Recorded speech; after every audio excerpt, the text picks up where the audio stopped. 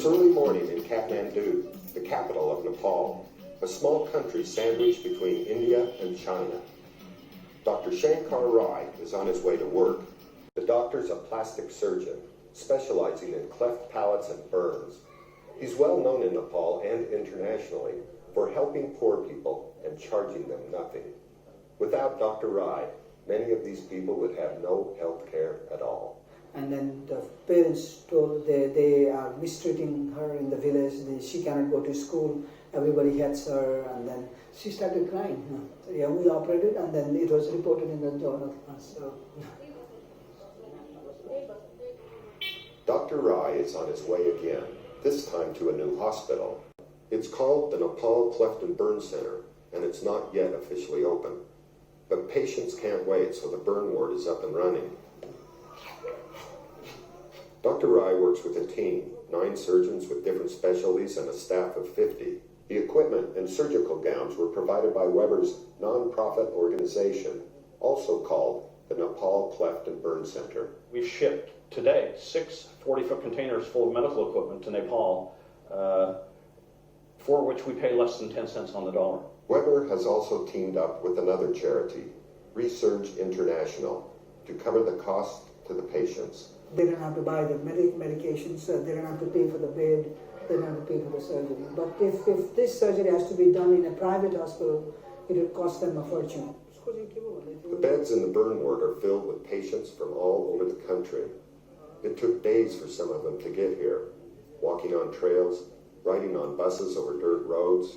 While she was only 2 months old, her mother was holding her to make a warm in front of the fire, and she kind of slipped from the hands of the mother onto the fireplace. But she needs many more operations in the future. One patient has frostbite, another was electrocuted. This little artist was burned when she fell into a vat of hot oil. She's looked herself at the mirror and she's very happy now. Most people in Nepal have open fires in their homes for light, for heat, for cooking. Many live on small farms in the mountains, the Himalayas, places without roads or electricity, a long way from doctors and hospitals. Often when people get burned, they recover on their own, sometimes living with gross deformities, or they die. On the road again, heading for another house call. This girl was practicing Taekwondo and kicked a kerosene lamp off the wall, burning her neck and shoulders.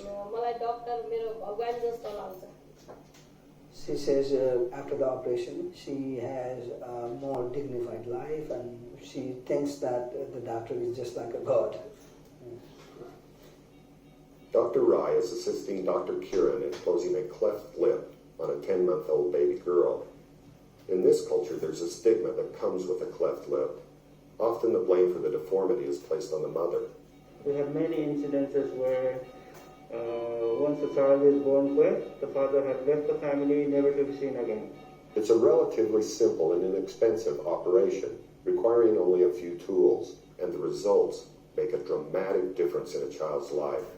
Dr. Rai was Dr. Kiran's teacher in medical school. Dr. Rai is very different because he went to US and he came back to Nepal. He could have stayed there and earned a lot of money.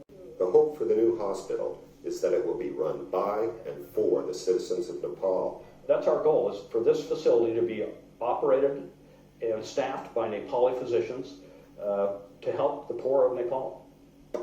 Dr. Rai comes from a small village, Makta, about 60 miles south of Mount Everest. When he was a child, there was no road to the village, and it took 10 days to walk to Kathmandu. We had a lot of faith healers, the shamans in the villages who used to treat sick people. One thing was very interesting with them. They never charged anything to people. They were offered, whatever food that was available in the house, and that was it. There was no fee. That is very profound, I think.